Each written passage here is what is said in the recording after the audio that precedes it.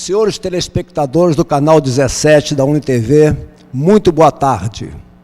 Nesse momento, damos início ao programa Grupo Mônaco de Cultura e Saúde, que vai ao ar todas as quartas-feiras neste horário. Neste primeiro bloco, temos a honra de receber como convidado o professor Heraldo Mesquita Souza, importante figura da área educacional e que também é membro do Instituto Histórico e Geográfico de Niterói. Muito boa tarde, professor Heraldo Mesquita Rosa. Boa tarde, Mônaco. É assim com uma grande alegria que eu estou aqui representando o Instituto Histórico e Geográfico e estou à disposição para responder o que for possível do meu trabalho, da minha vida, da minha luta lá no Instituto Histórico. Então vamos às perguntas? Vamos às perguntas. Heraldo, como foi a Semana Nacional de Ciência e Tecnologia, realizada nos dias 18 a 24 de outubro passado? Olha, a semana foi muito interessante, mobilizou muita gente. Nós participamos como Instituto Histórico do planejamento, da organização, e tivemos um dia especial no Jardim São João. A semana foi aberta no Teatro Municipal, depois ela funcionou a cada dia no Canto do Rio, em 3 dias com exposições de trabalhos de alunos com experiência de sustentabilidade, que é o tema que chegou até na campanha presidencial, né? Um tema assim importantíssimo para as gerações novas. E o trabalho foi desenvolvido na Praia de Caraí no sábado e no domingo no Campo de São Bento. Eu acho que mobilizou uma quantidade imensa de jovens, de professores, de público em geral. Eu acho que foi um sucesso a semana. Realmente a repercussão foi notável, porque pelas notícias que a mim chegaram, foi um evento digno de aplausos. Então nós ficamos assim muito felizes, né, de tomar conhecimento dessa Semana da Ciência e Tecnologia, que contou com figuras de destaque aqui no meio cultural da cidade, né? Isso, nós parabenizamos o professor Romeu, né, o secretário, né, de Ciência e Tecnologia, a professora Nelma, que esteve lá na organização, e lá na nossa barraca nós tivemos visitas importantes, a professora Satie, da universidade, né, o próprio professor Romeu, que esteve lá com a gente, saiu na fotografia com os alunos, cantando lá a música em homenagem à revolta da chibata, o fim da chibata na Marinha do Brasil. Quer dizer, a gente ficou muito feliz, porque a democratização das relações faz com que as cidades, o Milton Santos dizia muito isso, que muitas cidades têm sacrários de conhecimento e de saber, mas que às vezes isso não chega. E quando chega nas praias, chega na praça, é um trabalho que eu acho que é muito importante. Eu soube que houve distribuição de livros, tivemos presença de membros do Instituto Histórico e Geográfico de Niterói. Olha, nós tivemos na quarta-feira a distribuição de 2.000 livros para a população, o que trouxe uma alegria muito grande. 1.000 livros sobre aquecimento global, que é uma coisa assim importantíssima para a criançada tomar conhecimento, para a criançada vivenciar, sentir que não é possível mais ignorar, não é? Ignorar no currículo escolar isso. Nós distribuímos 1.000 em parceria com a imprensa oficial e distribuímos 1.000 livros de um autor, de Campos, né? Aquele livro de literatura regional que fez muito sucesso. Nós tivemos a presença de 18 membros efetivos do Instituto Histórico e a presença de 420 pessoas no nosso stand assinando o livro. Isso significa que passaram por volta de 2.500 pessoas. 2.000 receberam o livro, sabe? Por aí nós vemos a importância do evento. Parabéns aqui do programa do Grupo Mônaco Cultura e Saúde pela belíssima iniciativa. Heraldo, qual a participação do Instituto Histórico e Geográfico de Niterói no evento? Olha, nós lançamos 6 livros às 10 horas da manhã: Revolta da Cachaça, Arquidiocese de Niterói, Filhos de Santa Maria Madalena, São Gonçalo no século XIX e Freguesias Formadoras de São Gonçalo.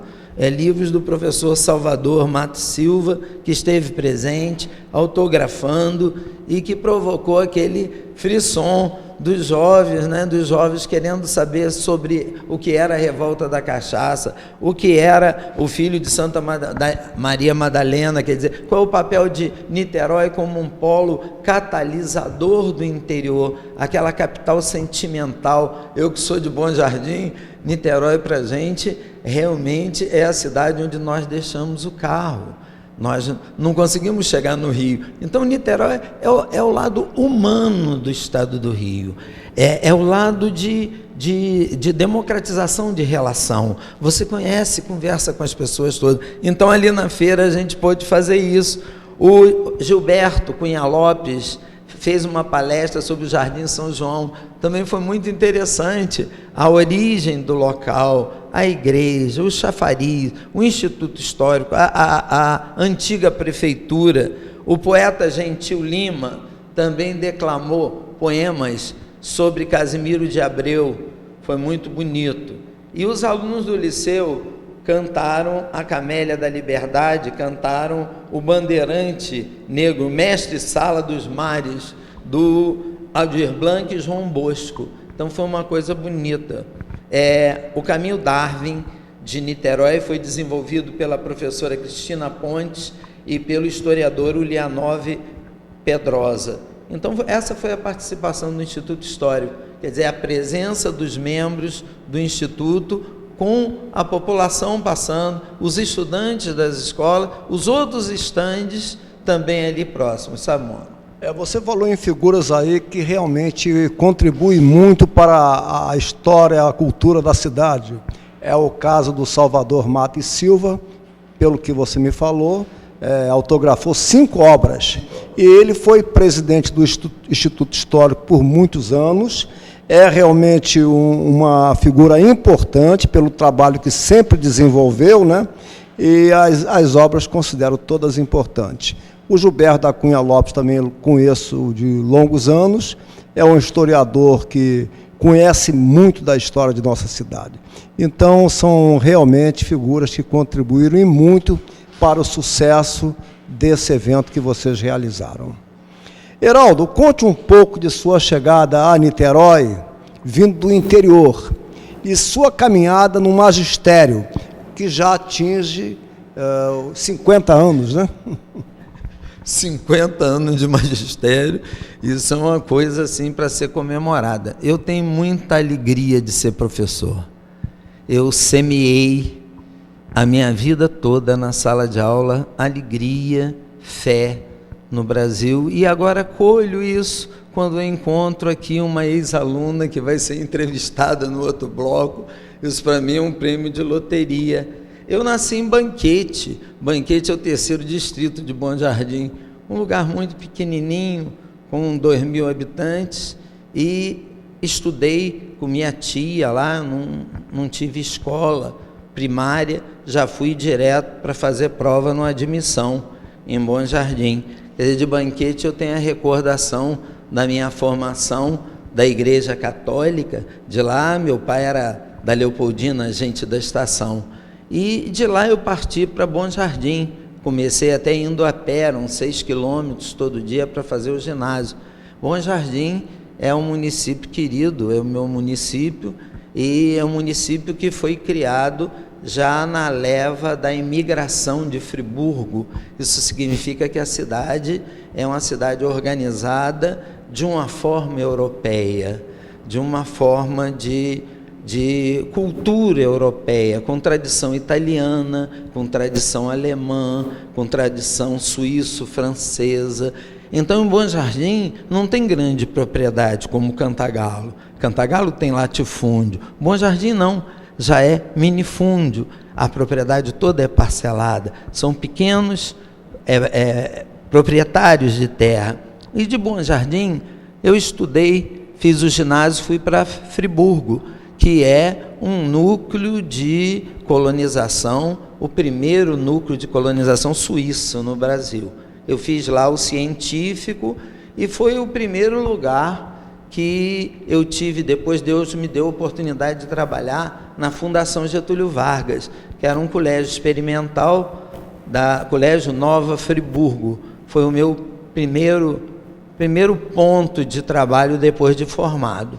Vindo para Niterói, entrei na universidade, que ainda não era UF, era a Universidade Federal do Estado do Rio de Janeiro. Fiz geografia aqui, numa época que o Brasil passava por uma efervescência política, já que terminei em 1964 e comecei a dar aula no Colégio de Neves, em 1961.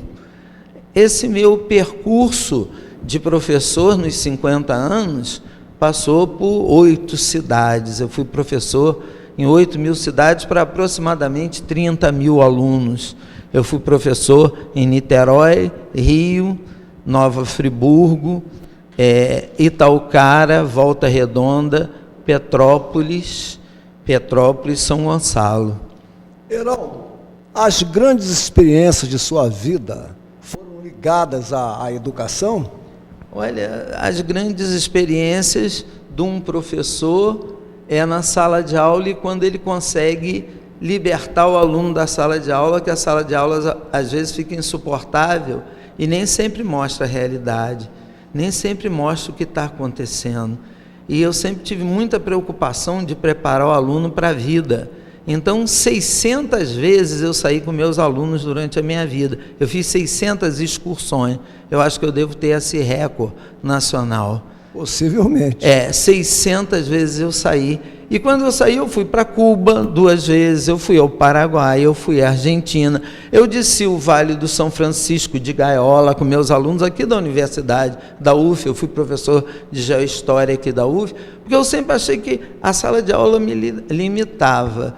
E isso me ajudou muito a entender que tem a teoria e tem a prática na educação. A teoria é muito importante, mas sem prática ela fica empobrecida. E a prática sem teoria também fica vazia. Não adianta você levar uma comunidade a uma aldeia indígena que estava vendo Itaipu sendo implantada, e eles disseram para nós, alunos do centro educacional, que eles iam recorrer ao suicídio, porque o Deus deles estava sendo inundado. E a tribo desapareceu. Nós vimos isso em 1970, indo lá no local da tribo. Isso é uma coisa muito importante. Todos os alunos que passaram por essa experiência têm uma ideia da sustentabilidade, da questão das represas, tem essa ideia em loco do contato com o índio. E assim foi em Cuba. A experiência de ver um país socialista em crises tremendas, em crise econômica, e o contato dos nossos alunos, foram 28 alunos que tiveram contato com os alunos cubanos. Foi muito rica, jogaram bola, se namoravam, se gostaram e cantamos juntos. Você hoje, Heraldo, é um dos grandes destaques do Instituto Histórico e Geográfico de Niterói. Eu queria saber, em que momento houve esse encontro? Olha, foi um encontro com Salvador no turno da noite do liceu. Quer dizer, Salvador, como eu, é liceísta, sou liceísta há 20 anos. E a gente se encontrou, Salvador falou, olha, o Instituto Histórico, eu queria que você fosse lá conhecer o Instituto. O que é um Instituto Histórico? Eu não tinha nem ideia. Porque quando você dá 12 aulas por dia, você não tem ideia do mundo. Você não tem ideia de um teatro, você não tem ideia de nada, você só dá aula. Eu dava aula manhã, tarde e noite, eu criei 4 filhos assim, dando aula. Então eu não tinha ideia. O Instituto Histórico, para mim, foi assim, um conhecimento de um outro espaço que eu podia discutir geografia, história e aprender Niterói. Eu estou aprendendo muito Niterói, esse microespaço riquíssimo, cultural, social, religioso, de cada um companheiro que passa lá, eu aprendo coisas das ruas, dos bairros. E o Instituto Histórico, para mim, foi esse lugar que eu acho que eu cheguei aos 61, 62 anos, e que hoje é um lugar que eu fico muito feliz, tocando minha sanfona lá com os companheiros, fazendo as reuniões. Agora eu não sou destaque de nada, não. Eu estou muito humildemente lá, porque eu sou geógrafo, e no Instituto Histórico o geógrafo tem que ir de mansinho. Porque... Aliás, o Instituto Histórico Geográfico de Niterói é composto de grandes valores da nossa história, da nossa cultura. Poderia lembrar, até o nosso querido e queridíssimo Luiz Antônio Pimentel, com seus 98 anos, está na ativa aí, dando aquela contribuição à história de nossa cidade. Então, realmente, o Instituto Histórico Geográfico de Niterói tem um grande número de valores, de historiadores que dignificam o município. Os cursos de História de Niterói e sua coordenação em parceria com os colégios Liceu Nilo Peçanha e Gaia, como se circunstanciaram nos anos de 2009 e 2010? Olha, os cursos de História de Niterói, eles são cursos que foram dados no Liceu Nilo Peçanha aos sábados, pela manhã. E nós tivemos uma presença de um grande número de alunos. No ano passado foi Niterói no século XIX, com palestras de pessoas especialistas, professor Tomaso, né? Professor Salvador, professor Ismênia, da Universidade Federal Fluminense, uma pessoa maravilhosa, que sensibilizou a todos no momento em que ela passou a mensagem dela. E esse ano nós fizemos sobre patrimônio artístico e cultural de Niterói. Então também foi uma experiência muito interessante. Tivemos 120 alunos esse ano e 130 ano passado. E eu acho que tivemos uma experiência que até eu trouxe o dado aqui, mas eu acho que de memória eu vou conseguir, de miscigenação de pessoas de classes sociais diferentes. Porque uma coisa é você dar um curso voltado na escola ou na universidade, outra coisa é você falar para classes diferenciadas, donas de casa.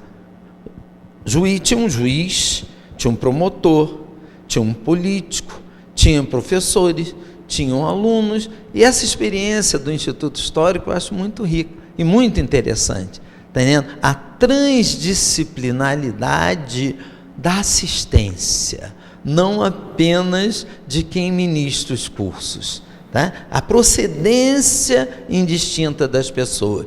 Nós pensamos, no ano de 2011, fazer esse curso sobre bairros de Niterói, levando as comunidades para se apresentarem no curso. Nós vamos dividir em 2 blocos, como nós estamos vendo aqui no programa. Quer dizer, o primeiro bloco, o palestrante fala sobre o bairro. O segundo bloco, o próprio bairro se apresenta, cantando, recitando. Heraldo, qual foi o seu trajeto na educação de Niterói? Projetos, congressos, palestras, publicações? Fale-nos algo. Em Niterói, eu fui professor do Centro Educacional de Niterói 20 anos. Fui professor da Universidade Federal por 3 anos, até o momento que eu fui para a Fundação Getúlio Vargas. E eu sou professor do Liceu há 20 anos. Quer dizer, meus filhos nasceram em Niterói.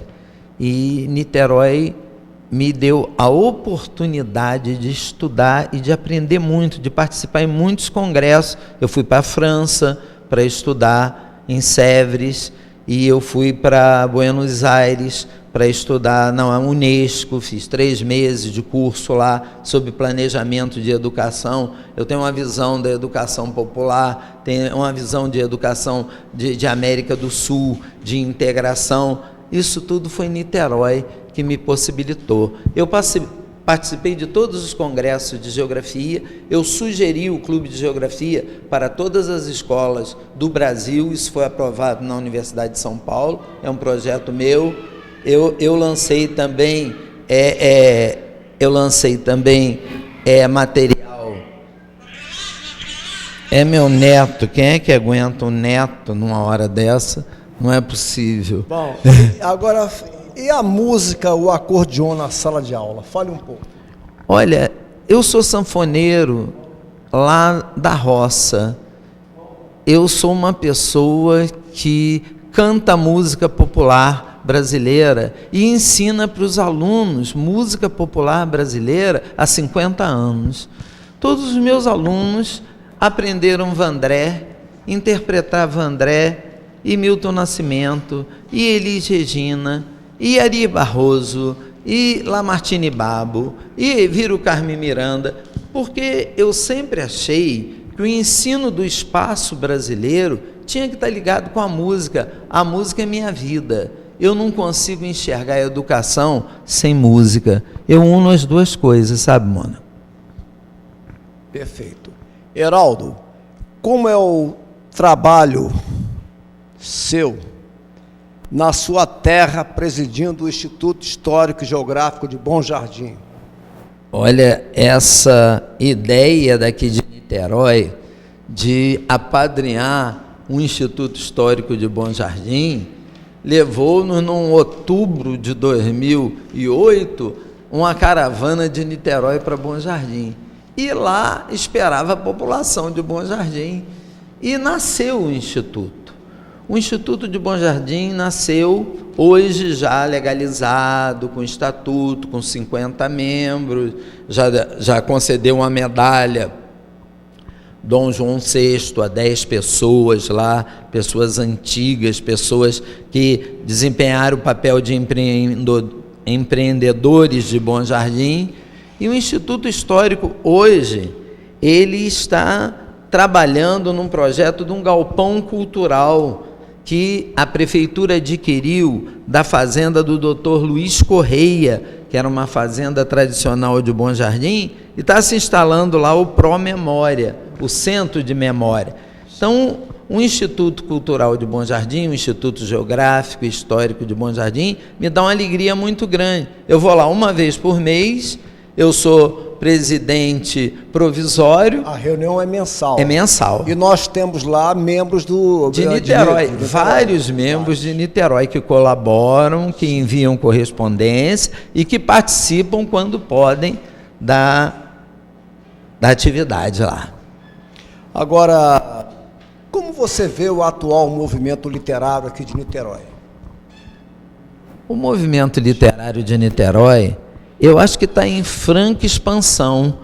Quer dizer, apesar do meu trabalho noturno no Liceu, no ano até 2008 e 2009, eu participei de muitos lançamentos de livros, eu participei de muitos projetos interessantes. Eu acho a calçada maravilhosa, aquele projeto democrático, popular, interessantíssimo, que resiste à chuva, muito interessante. Eu acho que a ida ao interior é uma ideia maravilhosa. Lá em Bom Jardim está todo mundo vibrando para a hora que chegar o momento dos escritores de Niterói ir para Bom Jardim.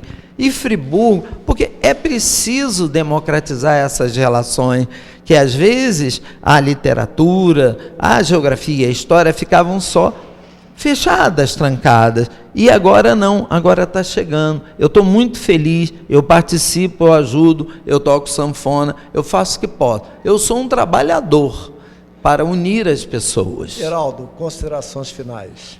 Eu agradeço demais a você, eu agradeço a TV, eu agradeço a universidade, é com muita saudade, há 30 anos que eu deixei a universidade, que me ensinou muito, que é o meu berço, que me deu a minha graduação, que eu tive os meus mestres queridos aqui, e hoje falo assim, num outro patamar, aos 66 anos, mas cheio de vontade de construir, cheio de vontade de salvar o planeta. Muito obrigado. Vamos às notícias. Hoje, às 17 horas, na Academia Niteroense de Letras, homenagem ao centenário de nascimento de Noel Rosa, com Lauro Gomes de Araújo, palestrante. Amanhã, na Sala Carlos Couto, anexo ao Teatro Municipal de Niterói, lançamento do 8º concurso municipal de contos. No dia 12, às 19 horas, na Câmara Municipal de Niterói, o Instituto Histórico e Geográfico de Niterói e a Associação Fluminense de Belas Artes convidam para a solenidade de entrega da medalha Joaquim Nabuco, em homenagem ao centenário de morte. E também, sábado próximo, no Calçadão da Cultura da Livraria Ideal, lançamento do livro sobre Belopes, de autoria da cenaculista Liane Areias, às 10 horas, na Livraria Ideal. Despeço-me agradecendo ao professor Heraldo Mesquita Souza pela presença ilustre, e aos telespectadores, lembrando que o programa é reprisado às quintas-feiras, às 21 horas, às sextas-feiras, às 9 da manhã, e aos sábados, às 16 horas. O segundo bloco terá o comando da nossa querida acadêmica Elizabeth do Vale. Muito obrigado a todos e até lá.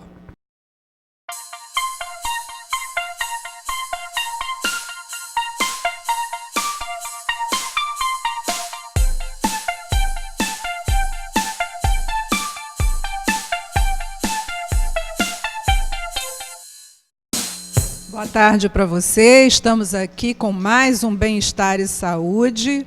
Hoje trazendo uma pessoa que vai esclarecer muita coisa para a gente a respeito da saúde dos animais. É a médica veterinária Flávia Fernandes de Mendonça Uchoa. Seja muito bem-vinda, Flávia. É um prazer muito grande tê-la conosco. Obrigada, o prazer é meu. Estou muito feliz por a gente estar podendo esclarecer alguns pontos que são interessantes em relação à saúde dos animais e dos seres humanos também.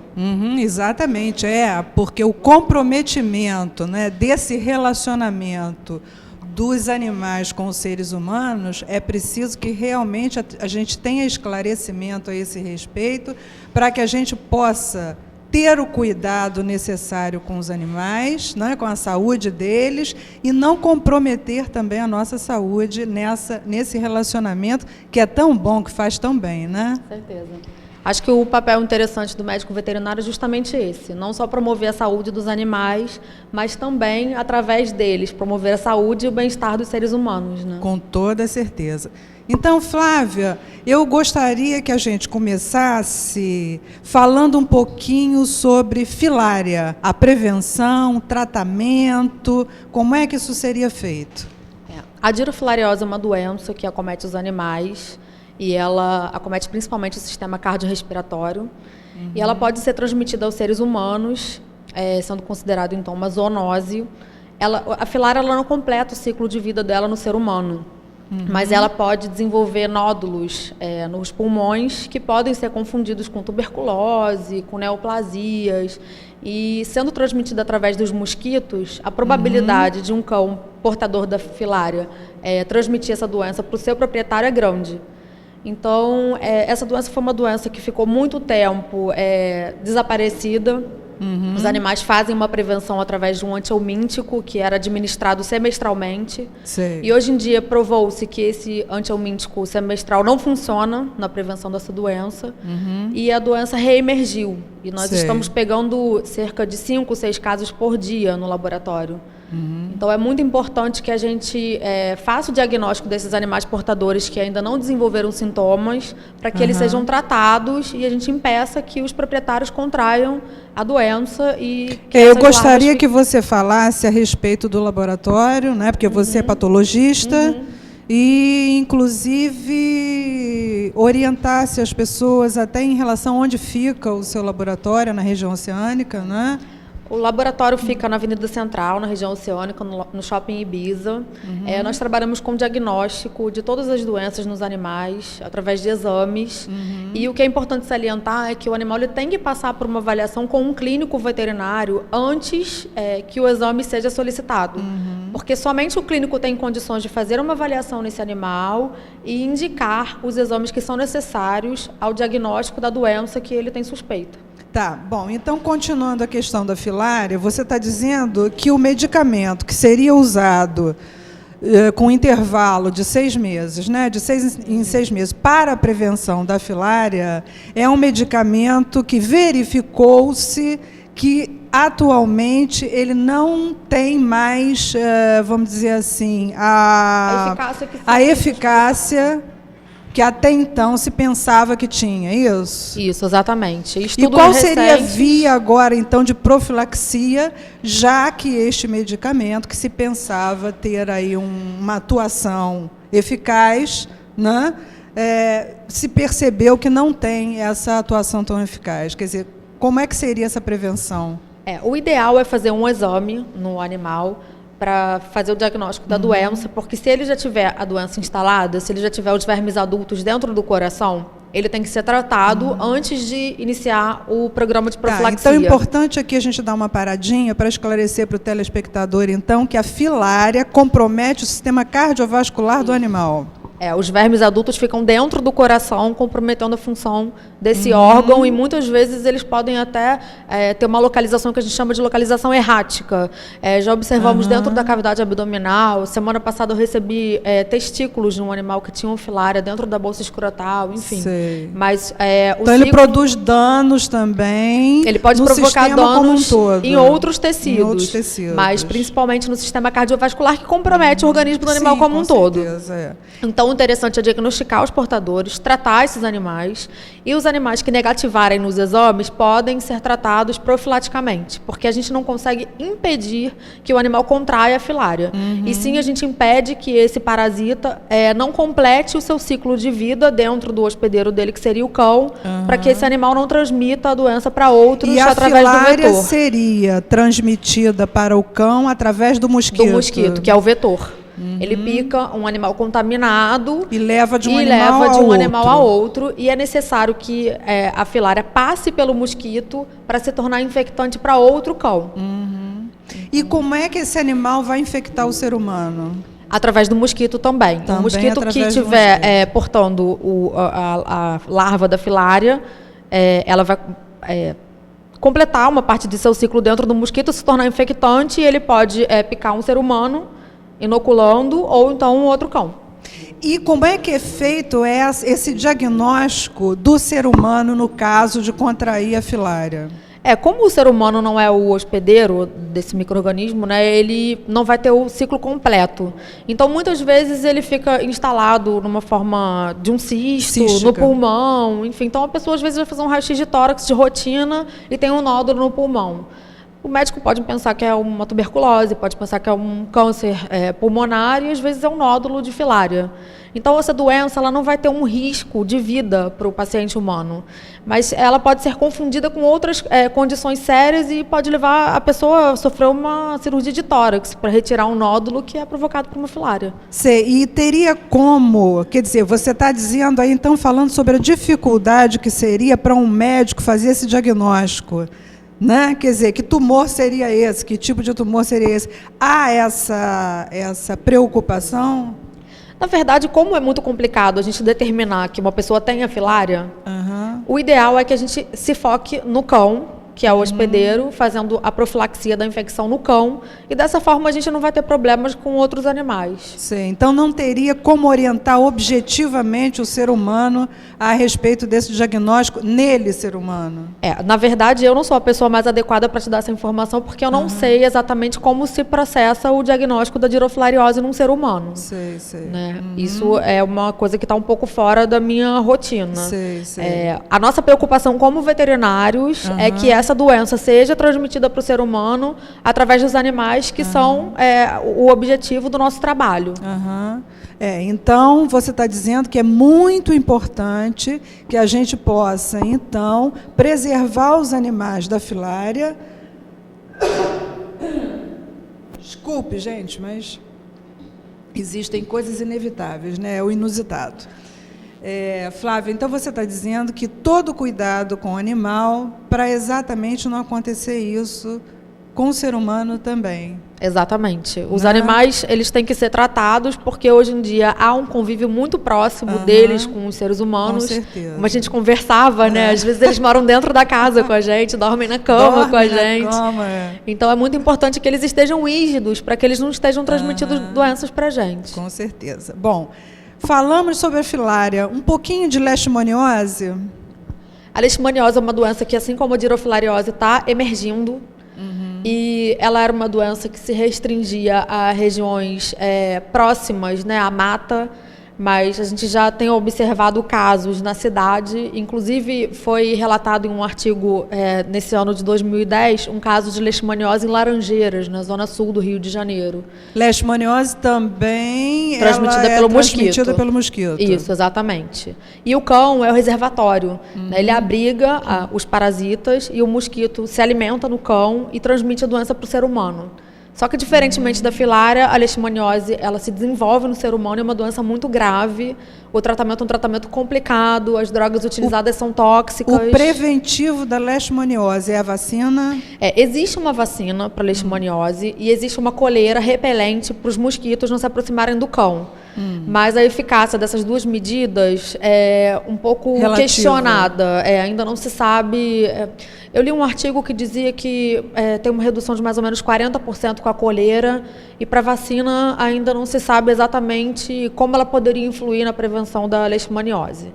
Existe uma legislação e nós temos que notificar obrigatoriamente os animais que estão positivos nos testes para leishmaniose visceral, e esses animais têm que ser eutanasiados.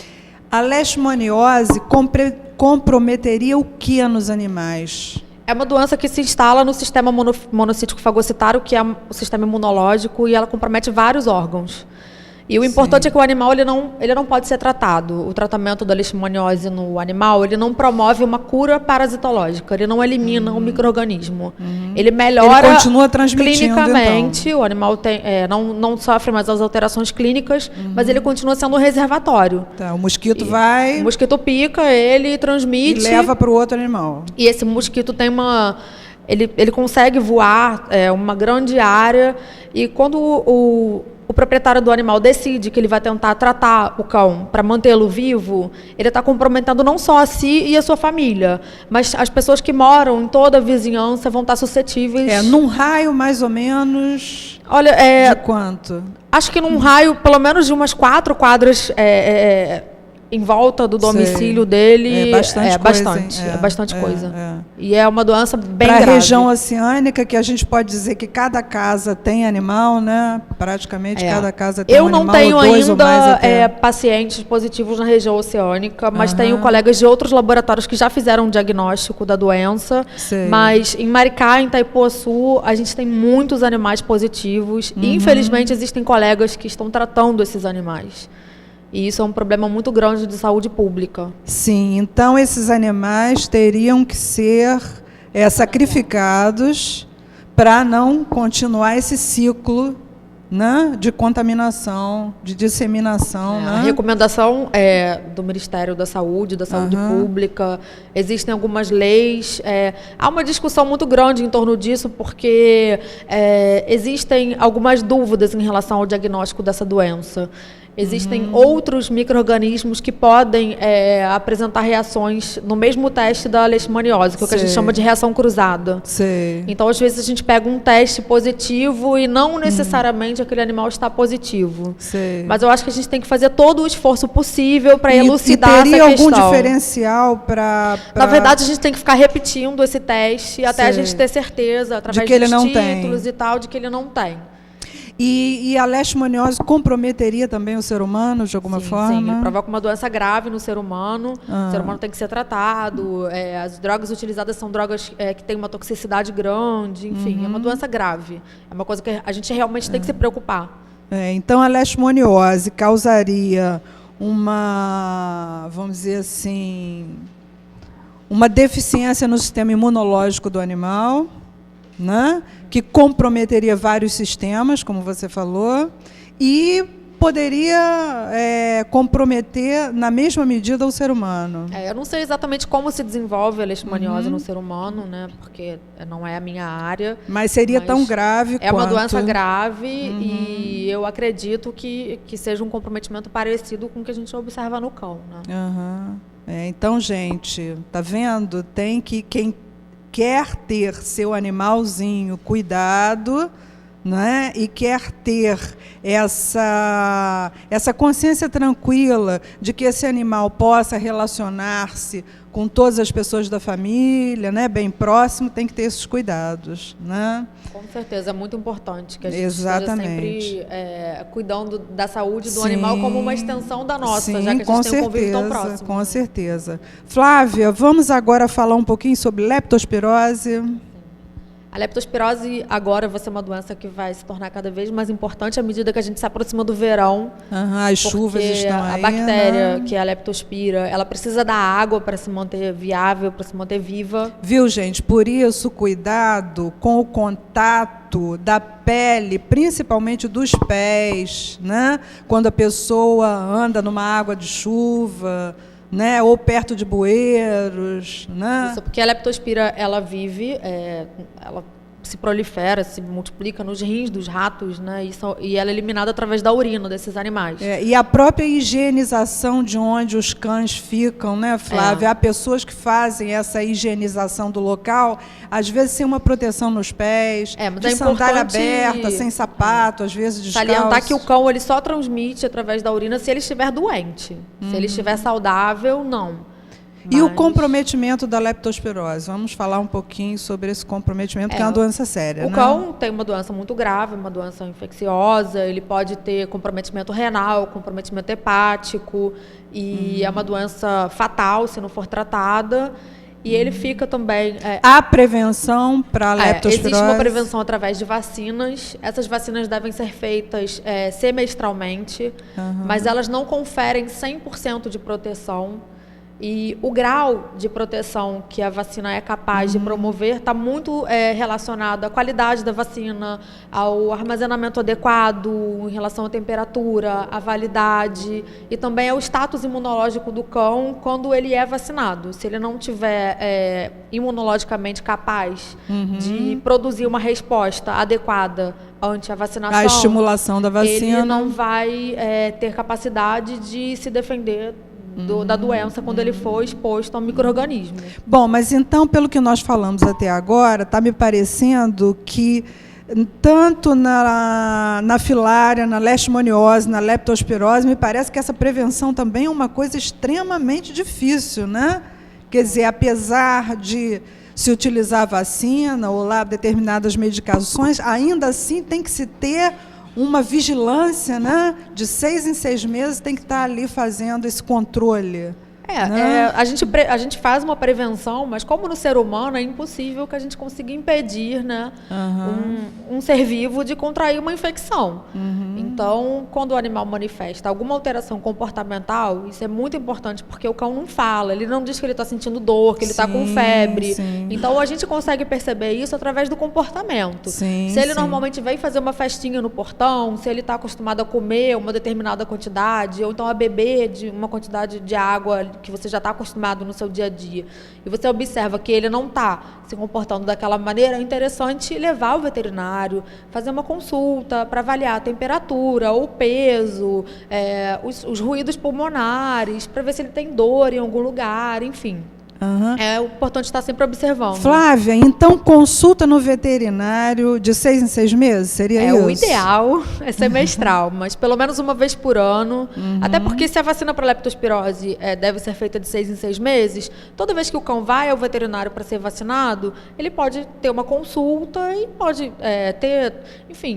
ser avaliado em relação à pele, ao pelo, ao peso, às orelhas. É uma coisa muito comum, infecção otite, né? Infecção dentro do conduto auditivo, enfim, é interessante que isso...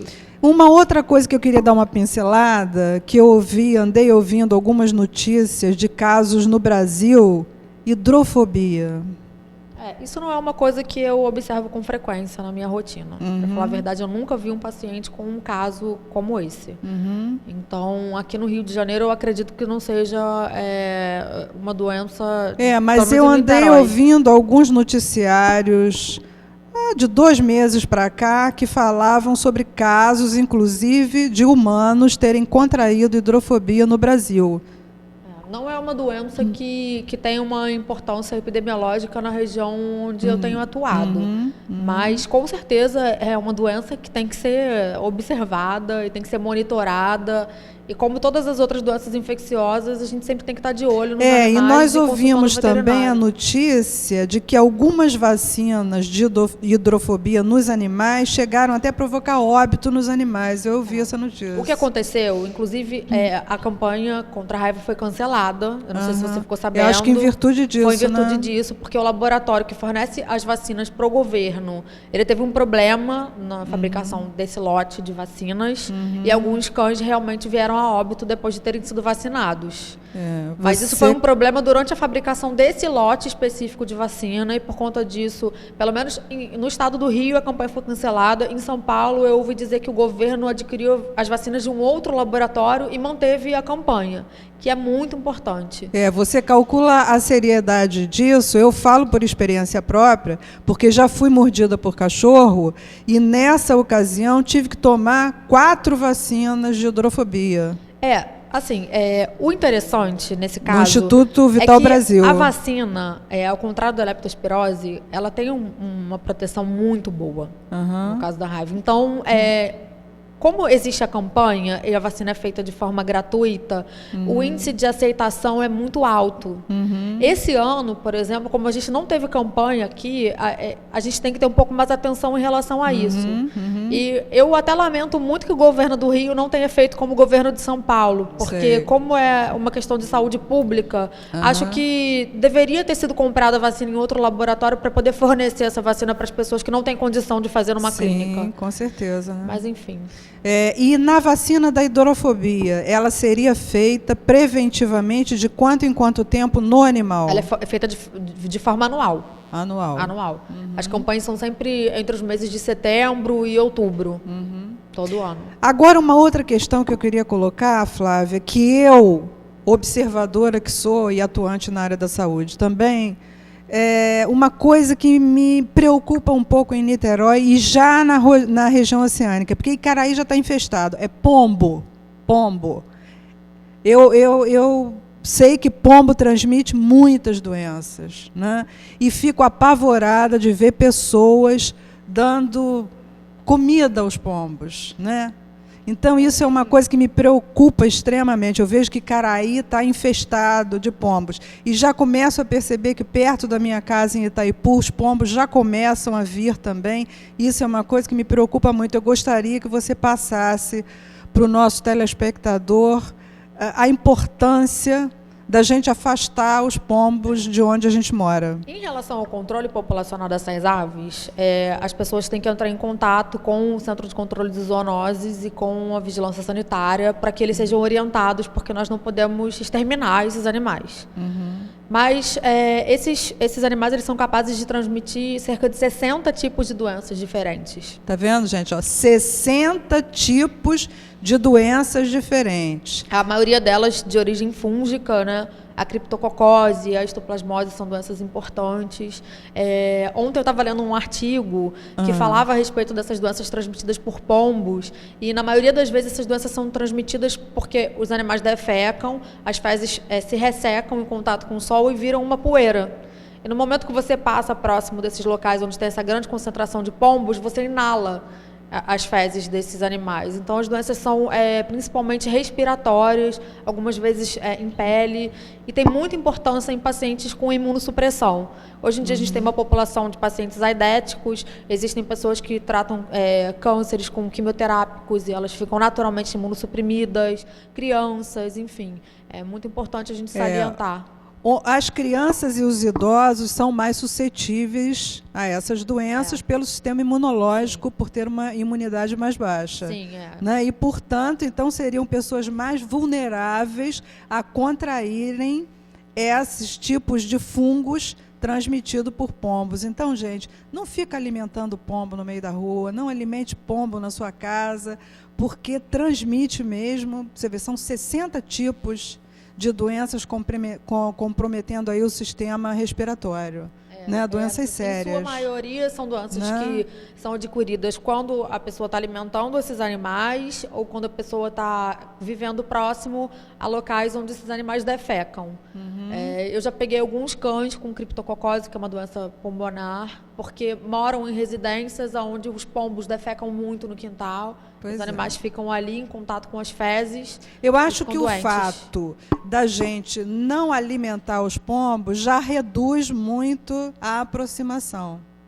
Mas existem outras medidas que podem ser tomadas para evitar. Agora, o nosso município, eu tenho uma certa preocupação, porque eu vejo que o município não corresponde bem a essa coisa do tratamento das zoonoses. Você acha que o nosso município tem estrutura para cuidar disso? Ou deixa a desejar? Para cuidar nem de enchente. Pois é, isso é que preocupa. Pois é. Tá eu tive um problema com pombo na antiga sede do laboratório e eu procurei o CCZ e eu não tive uma boa resposta. Inclusive, eu vendi esse imóvel e os pombos continuaram lá depois que eu fui embora. Pois então, é um pouco complicado. Gente, é preciso que a sociedade civil desse país, não é só do nosso município, não, ganhe muita consciência para que a gente possa cobrar das autoridades competentes a resolução de determinadas situações que são importantíssimas para que a gente tenha uma coisa chamada saúde. Saúde pública. É preciso que todos façam a sua parte. Assim como é preciso que todos façam a sua parte na educação, que todos façam a sua parte na questão da segurança pública, né? Quer dizer, é importante que a gente cobre, né? Como foi bonito agora esse processo de eleições, como a gente viveu aí um momento bonito de democracia. Então, precisamos ganhar força, o cidadão precisa exercitar, não é, a cidadania, ele precisa exercitar-se a cada dia, a cada momento, a cada instante. Né? E cooperando também, a população precisa cooperar, né? A gente precisa se unir. Em relação aos pombos, às vezes até que a população idosa tem muito essa característica de ficar alimentando. Então, se você tem um vizinho que faz isso, que não está conscientizado a respeito desse problema, converse com ele, explique. Se ele não se convencer, né, através de uma conversa, procure um artigo na internet, imprima, mostre a ele, né? Porque a gente pode educar as pessoas que estão próximas da gente. Com certeza. Flávia, a gente está chegando no nosso tempinho final. Eu gostaria que você deixasse, então, seus contatos, apesar de que tem na telinha, né, gente? Tudo colocado na telinha, nosso e-mail, tudo bonitinho. Ah lá, tá lá, ó. Os telefones da doutora Flávia. Isso. Nosso e-mail para vocês participarem, que eu venho num próximo programa, não sei se a semana que vem ou na outra, respondendo já alguns e-mails. Então, mande a sua colaboração para a gente. Doutora Flávia, suas considerações finais para o nosso telespectador, e esperando que você retorne muito em breve, porque essa entrevista foi muito esclarecedora. Eu queria agradecer a oportunidade. Eu acho que é muito importante a gente estar, como profissional da área de saúde, orientando as pessoas. Com certeza. Que fique bem claro que o veterinário tem responsabilidade com a saúde do ser humano, sim. A gente não trata do ser humano, mas nós somos responsáveis por todos os produtos de origem animal. Nós tratamos dos animaizinhos que têm esse contato tão próximo. Então, acho que a gente tem que se colocar nesse lugar e tem que ocupar o nosso espaço para promover a saúde do ser humano. Né? Importante demais a ética profissional. Queria me colocar à disposição. Se as pessoas tiverem alguma dúvida, podem entrar em contato comigo através do e-mail. Se eu não responder imediatamente, eu vou responder, que às vezes a gente fica um pouco... Com certeza. Preocupado com o trabalho, enfim. E me coloco à disposição para voltar, para esclarecer qualquer dúvida. E levem os seus animais ao veterinário, procurem mantê-los rígidos, porque isso é uma questão de saúde para vocês também. Às vezes a gente pensa que, não, o cachorrinho está com um probleminha de pele, deixa para lá, vou esperar mais um pouquinho, que ele vai melhorar, então agora estou um pouquinho apertado de grana, não posso levar no veterinário. Mas, enfim, os problemas eles vão se transformando numa bola de neve. Isso. E quando a gente vê... pode ser que o desfecho não Ok. seja tão legal. Então, esperamos que, numa próxima oportunidade, a doutora Flávia volte, porque a entrevista foi muito esclarecedora, muito importante. E para vocês que nos assistiram, mande o seu e-mail, colabore com a gente. E, ó, meu beijo, até quarta-feira que vem.